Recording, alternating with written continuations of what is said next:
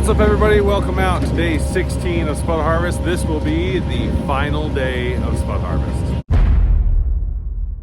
Starting off the day with unloading some trucks. We are finally on the last field. So this field was planted very last.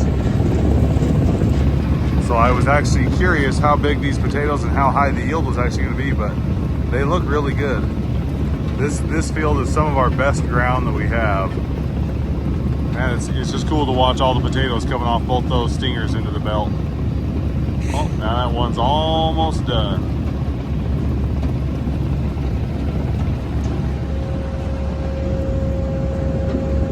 Sure, a lot of potatoes coming in. They're rolling in pretty fast. This field starts off with really short rows, but then picks up to really long rows once you get to the other end. So we are, after working 15-hour days for 15 days, we're ready to be done with potato harvest. Potatoes looking pretty good. It does look like there's quite a few vines and quite a bit of dirt, but the dirt is to be expected because the ground is dry. This field should be a little bit wetter than the last one because it was watered later.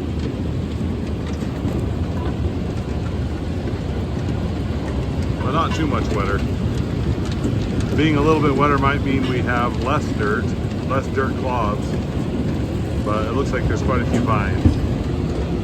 Let's go back and see how much dirt. Oh yeah, look at all the dirt falling off that.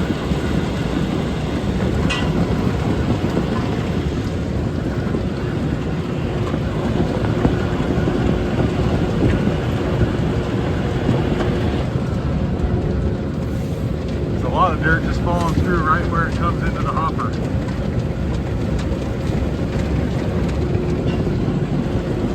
And all that dirt comes back here.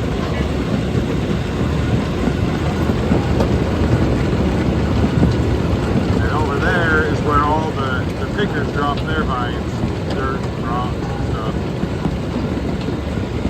This star table sure does a good job of getting rid of a lot of dirt clods and a lot of dirt, while at the same time not losing any potatoes.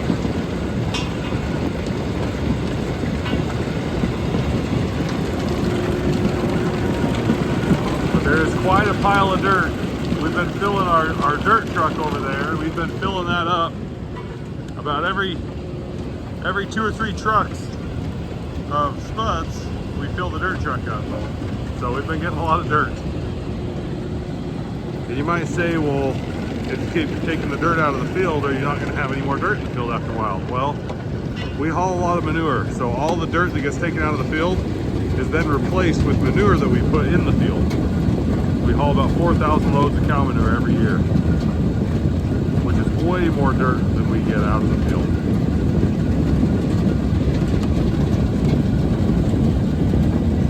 These look pretty good. We were worried that the size was going to be smaller because they were planted later, but I mean, I wouldn't say that's any smaller than all the other fields.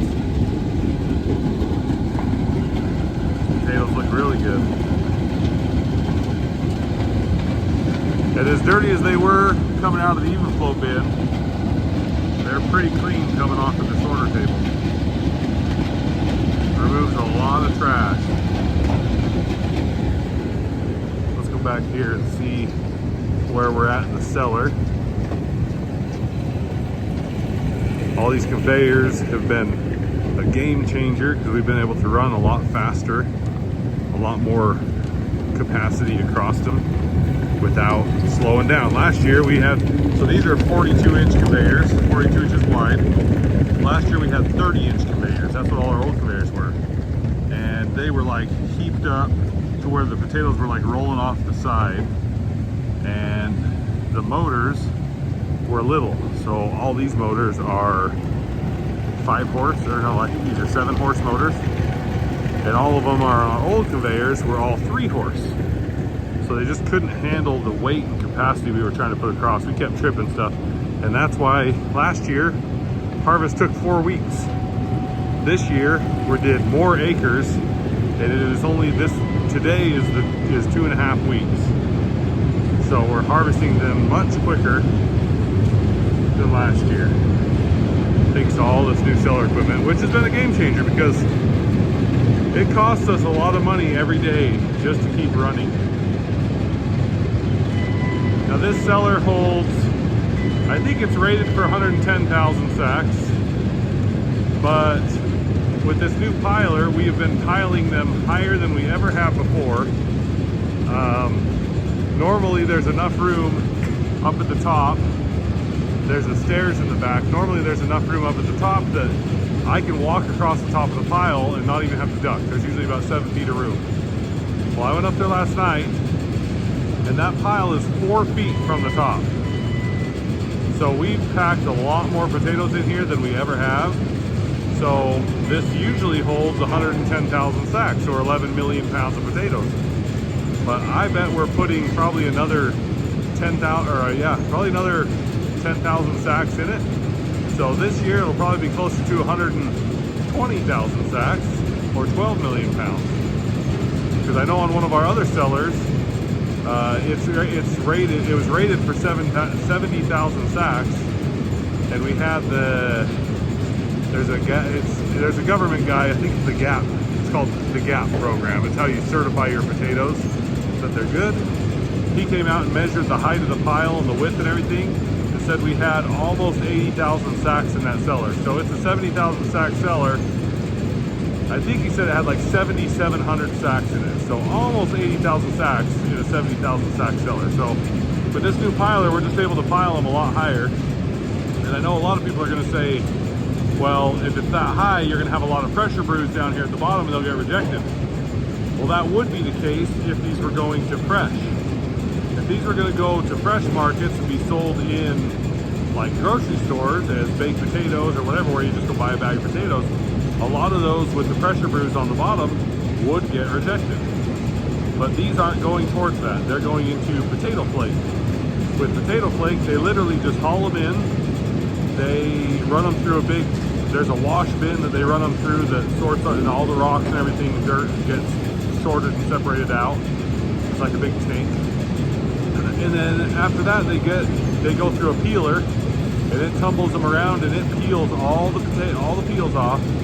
And then it just shreds them. It goes through like a big, basically a grater, and it shreds them up into little pieces, into potato flakes, and then they go through a big drum that bakes them.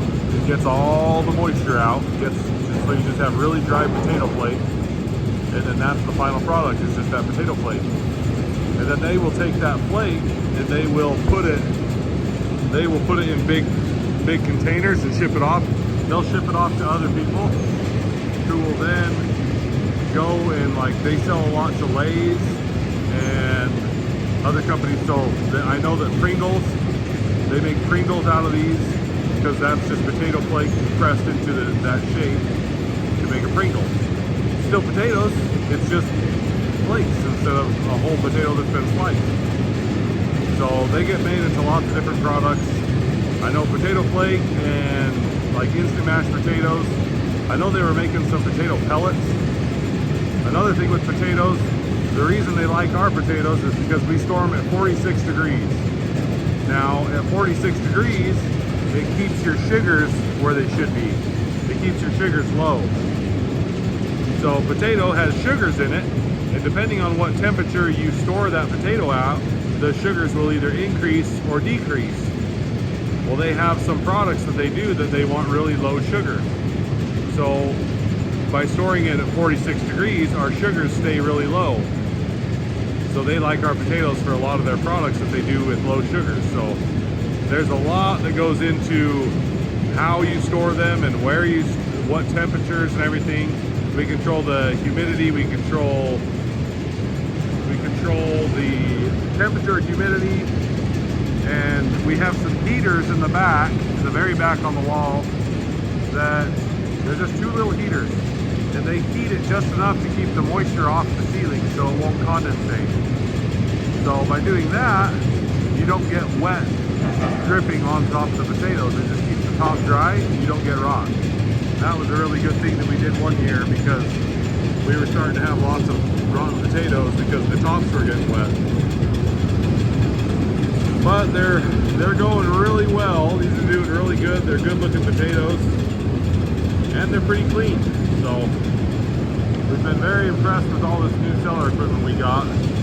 We knew it was going to be a big game changer for us, but we never thought that it would be as big a game changer as it is.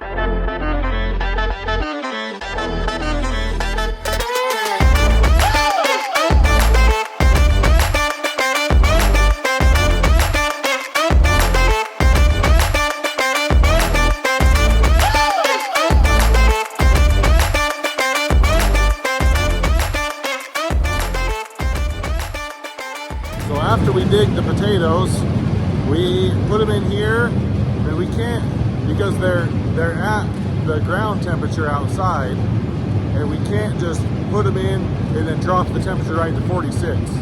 So once we dig them up, the skins have to harden a little bit. So we have to slowly bring that temperature down. So it's called superizing.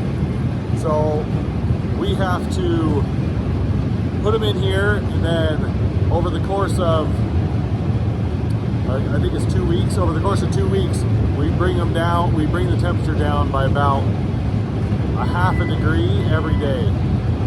Right now they're probably at like 55, 60 degrees, and we bring them down a half a degree every day until we get to that 45 degrees or 46 degrees. So by doing that, it hardens the peels and makes them so they store a lot better, last a lot longer.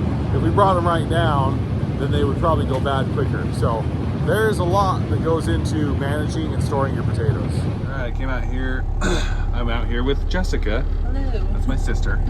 So she's out driving truck, and I thought I'd come out to the field, and this will be the last day they're digging. So I thought I'd come see how the field's going. There's the crossover right there.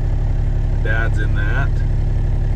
This field was the last field we planted, so I'm not entirely sure how the yield is going to be. I know at the cellar, the potatoes looked pretty good size at least. They didn't look like they were small because it was the last one we planted. So the field we just came out of was the first field we planted, and this one was planted about 4 weeks later. So it's definitely had less growing time, but the potatoes still look pretty good, so we'll get loading here pretty quick. There's my mom's truck getting loaded. She's just about done. I don't think she'll be full by the end though. And our flag is still flying. It has not snapped this time. The wooden pole is much better. All right, now he's loading another truck and we're next. But it's got a little breeze today, so the flag's waving nice and looks really good up there. From back here, you can really see into the, right there, that's the fan. And it blows, there's a slit that runs along the back of the harvester that's about 2 inches wide. And it blows the air through, which blows some of the vines and a lot of the dust and dirt out the back. So, but yeah, that big round housing right there, it looks like a big turbo. It's a turbocharged harvester. All right, it's our turn. Pressure's on, Jessica. Hey, I'm a pro at this. Don't mess it up. I've done this a long time. We're not digging 16s right now. He did over there where the rows were really short, but not currently. I know you guys said you wanted a view from the truck driver perspective, so I thought I'd come out here and give it to you. I get to stare at my brothers all day. Yep. Well, there's Christopher and Taryn, one of them's in there. Yep. All the truck driver can really see, they look at Christopher, and then you can look in the mirror. And you can kind of see the boom going into your bed through the mirror. That's really all the truck driver can see. If I hold my phone over here though, you can see the harvester going.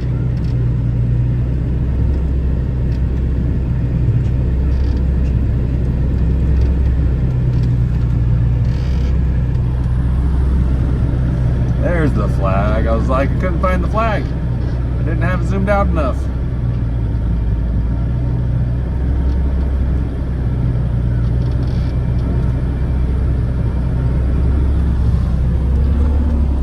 But we're gonna keep going and get this truck loaded.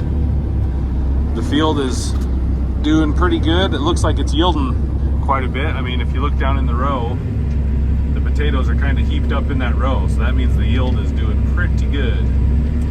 Now, it does look like there's less big potatoes. There's a lot of small potatoes, not quite as many big potatoes, but there are some big ones.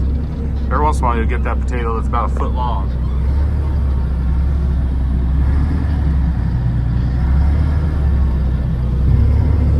And then we have the crossover on this side.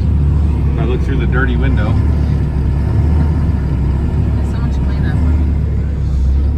I think that's one of the truck driver's jobs, Jessica. Hey, you know. You gotta clean your own windows. If you want clean windows, you have to clean them. Well, they're probably good enough.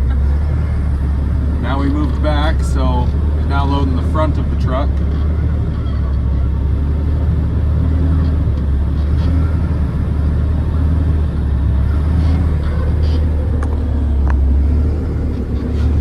I'm guessing we'll probably be done before we get to the end of the row here.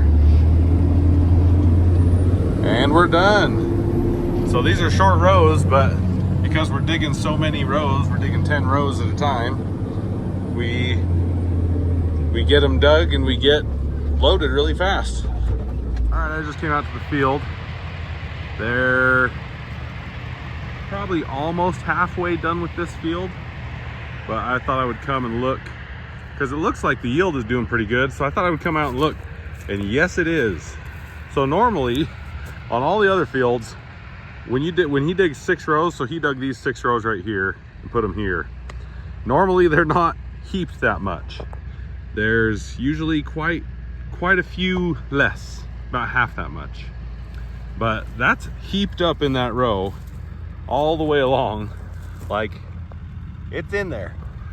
There's a lot of potatoes. This field, I feel like this field is yielding very heavy, which is good, because we were looking at the field and looking at the acreage and stuff, what we had left, and we didn't think we were going to quite fill that last cellar.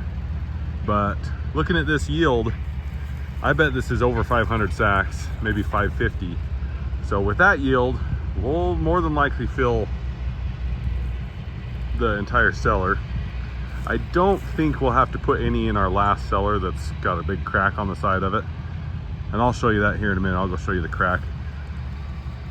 But I just thought I'd come out here to the field because I'm not actually running the harvester today. So I'll come out here on this final day of harvest and let you see the harvester a little bit and the crossover, which is over behind that truck. But he's been sending the trucks in pretty quick. That white truck right there actually had one of the rear tires come off the bead. I don't know what happened, whether it went flat, whether it like got a hole, a nail in it or something, or if it just leaked out the air and went flat. But we had to run that up to the tire shop and have them swap a tire. We had a tire, because we use these same trucks to haul all of our manure, the manure gets in the rims and all around the lug nuts, and it just rusts the lug nuts on. With our biggest wrench, we couldn't even get the lug nuts loose, so we had to take it to a tire shop and have them do it. But they were able to get it in really quick, so we're already back out here running. Now it's just after 1 o'clock. I think we'll finish today, but it's probably gonna be a fairly long day. I don't think we're gonna be done early by any means. All right, we just got that truck loaded. I had to hurry and hop in my pickup. My pickup was a little too close and was gonna get hit, so. It's a really calm day, really nice day. It's been crazy weather. It's been about 70 degrees, which is not normal at all.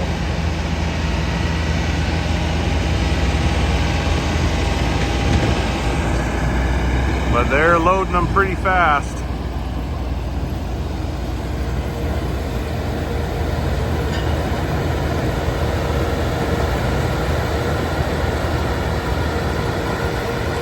It looks like he's going about 4.5 miles an hour, would be my guess.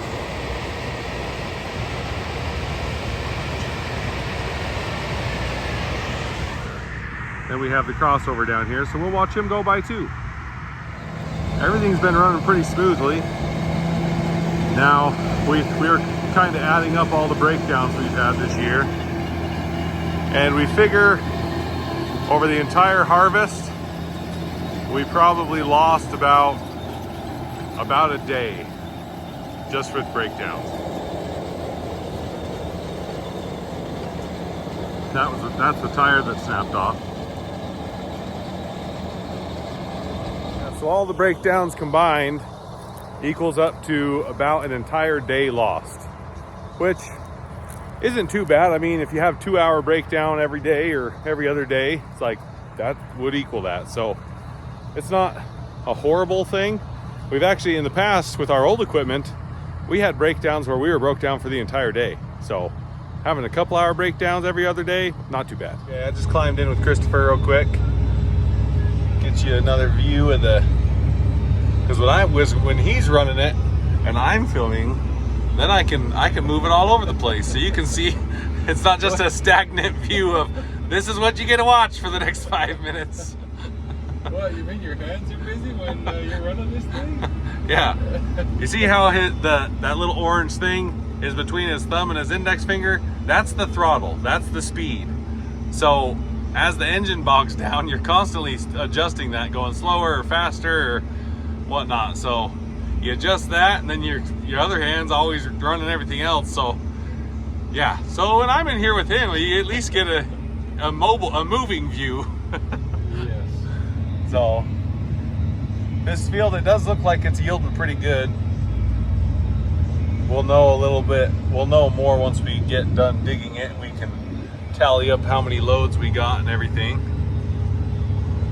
It is still a little dry. This field was the last one watered, so it's a little better. It's not quite as dry as the other fields, but it's still pretty dry. There goes Mom. But yeah, it is still pretty dry out here.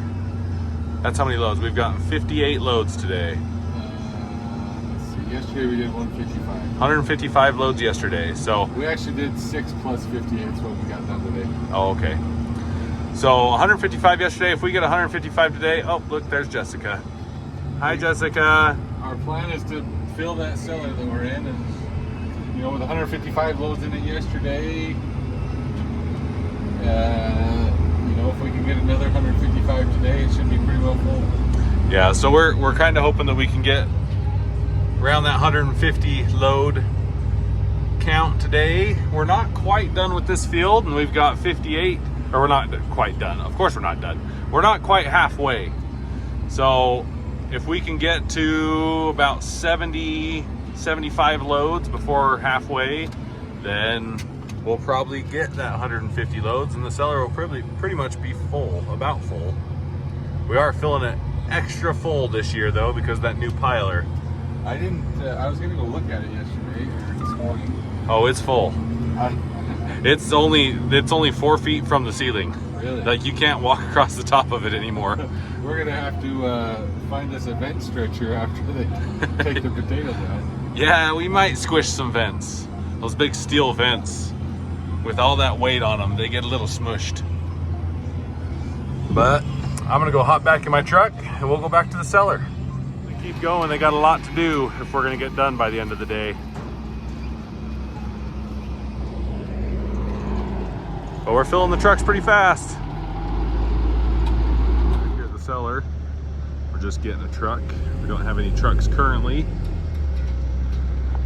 They're getting to be on the longer rows of that field.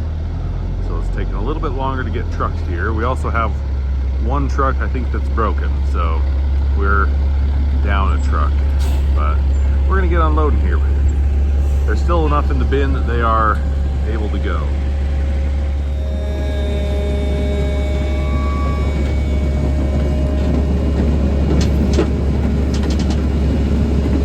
Look at those lovely potatoes. Quite a few vines in there.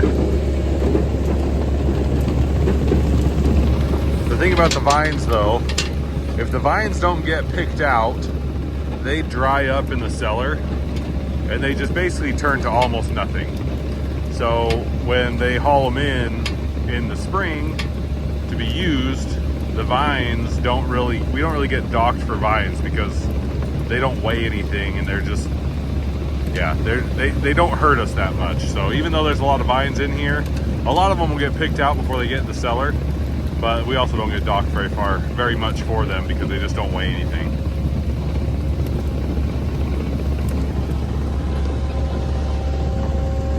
So this is the inside of the even flow bin. There's only one truck unloading, so they're actually pulling out of here faster than the truck can unload into here, so that's why it's not going up any.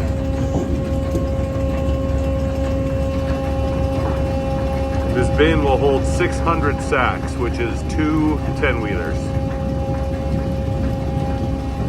Maybe a little more. While I'm here at the cellars, I keep mentioning the cellar that is falling down because it has a huge crack. So let me climb up here. I'm gonna actually climb up on the vent on this cellar, the air tunnel, and walk down so that way you can see it. This cellar is the one that is starting to fall down.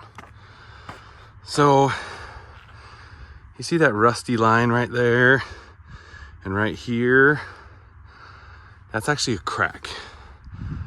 So if I zoom in like right here, so that there's actually no metal right there. That's insulation that you can see, the dark spot. And it gets worse over here. So we have big cracks all the way along, and then like that spot right there is actually big enough that that's insulation that you can see. I could put my whole fist through that hole.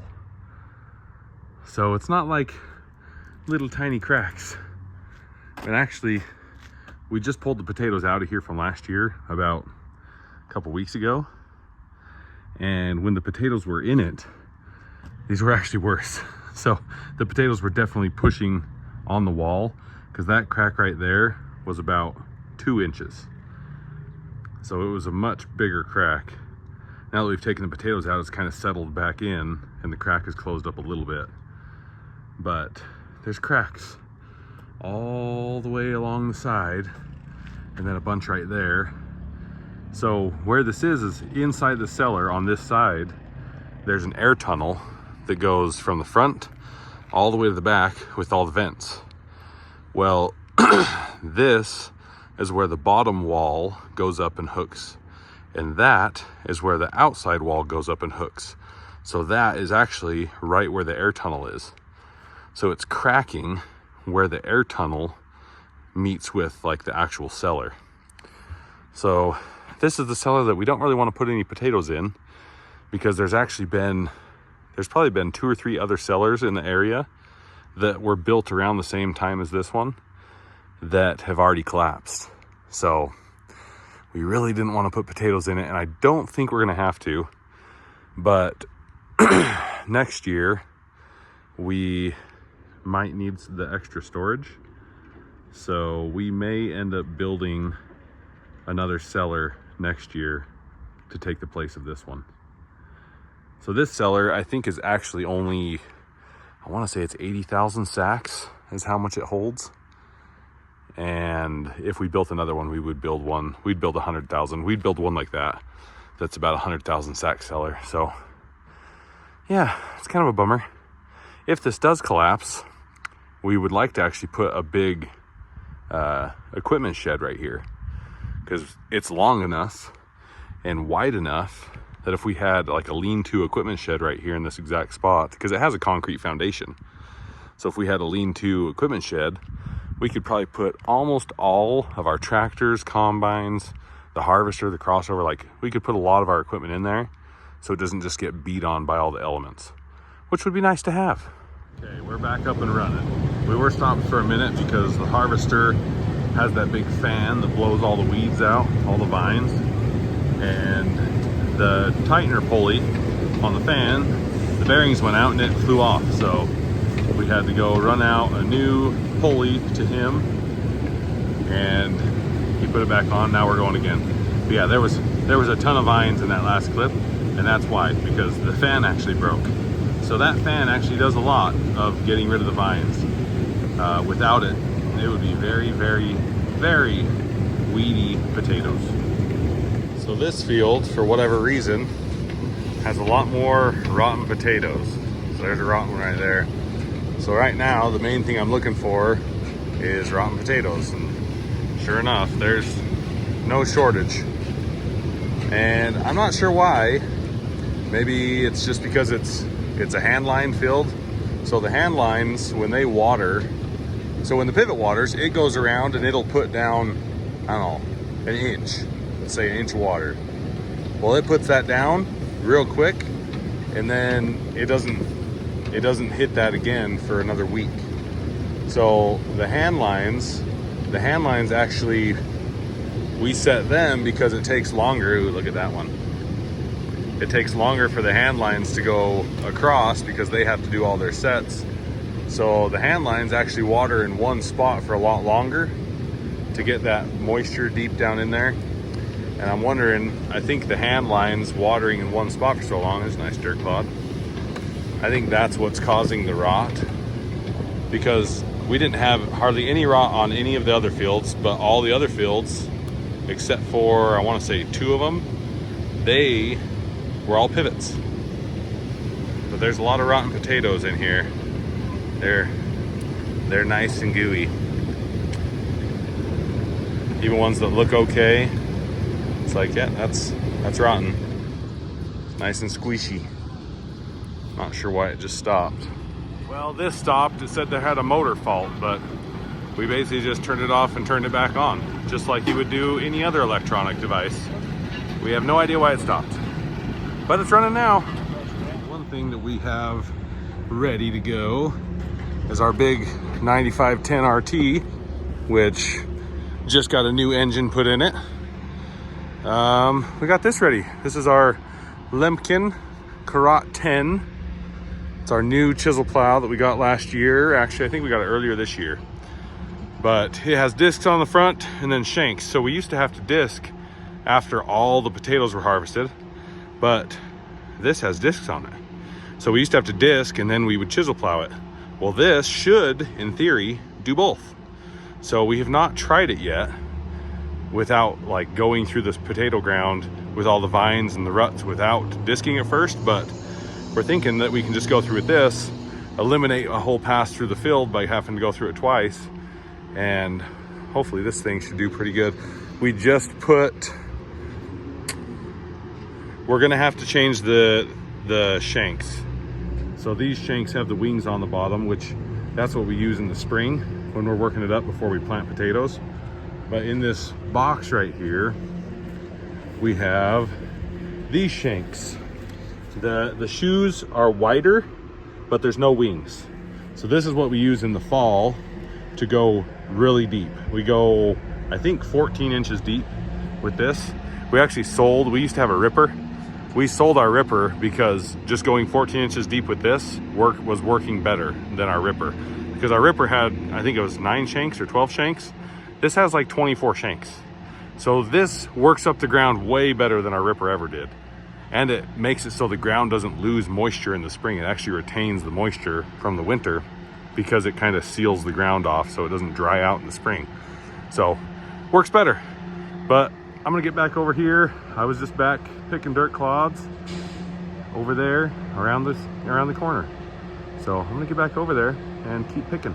Probably only have maybe 3 more hours of digging and we'll be done.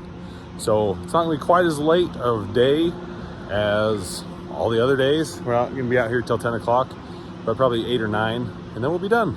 Be done with super long hours, late nights, all that stuff. We'll be done. So that'll be nice. We're all looking forward to it. Came out to the field right before we're done. Got a beautiful sunset tonight. We only have a couple rounds left. I came out here with the local youth group, giving them a tour of spud harvest and showing them how everything works. So we just came out to the field to see the equipment running right before we're done. So they almost missed it. But we're just out here on this beautiful night. Hey, you can see this. You can see the moon. Ooh, there it is. But he only has 2 rounds left. He'll probably go down and then back up the other side, and then we'll be done.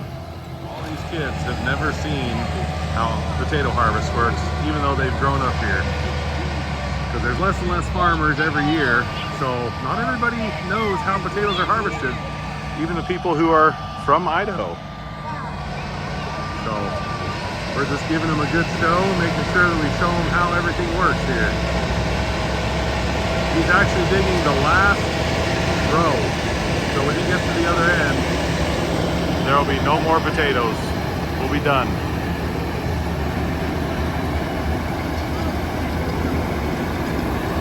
Driving off into the sunset.